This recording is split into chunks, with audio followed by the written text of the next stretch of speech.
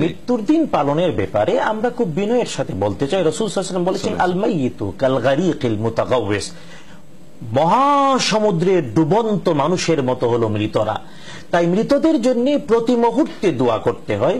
এমনকি মা বাবা হলে আল্লাহ নিজে শব্দটা শিখিয়ে বলেছেন, সন্তান দোয়া করবে রব্বির হামহুমা কামা রব্বায়ানি সগীরা। কিন্তু আফসোস, আমরা এতটা নির্বুধ হয়ে যাচ্ছি যে আমাদের মা বাবা মারা যাচ্ছে, আমরা বলি বছরে কেবল মৃত্যুর দিনে একবার দোয়া করবো, তাও আবার হুজুরদেরকে দাওয়াত করে নিয়ে আসি, লোকজন দাওয়াত করে নিয়ে আসি। লোকজন বা হুজুর, এটা কথাটা কঠিন কিন্তু বাস্তবতা হলো যে হুজুর যখন দোয়া করে বলে রব্বির হামহুমা কামা রব্বায়ানি সগীরা, হুজুর কিন্তু নিজের মা বাবার জন্য দোয়া করছে। যিনি আমি টাকা দিচ্ছি, আমি খাওয়াচ্ছি, আমার মা বাবার জন্য কিন্তু এই শব্দে দোয়া হচ্ছে না।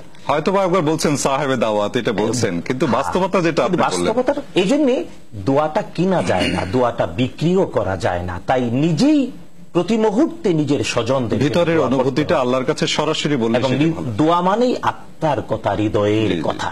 তাই আমরা প্রত্যেককে অনুরোধ করি, আমাদের দেশে যে তথাকথিত জ্ঞানহীন মূর্খতার বাস্তবতা হলো জন্মদিন পালন, মৃত্যুদিন পালন না, বরং প্রতি মুহূর্তে জন্মের জন্য কৃতজ্ঞ থাকতে হবে আল্লাহ তাআলার কাছে, এবং যারা মৃত্যুবরণ করেছে প্রতি মুহূর্তে তাদের জন্য ভালো কাজ করতে হবে।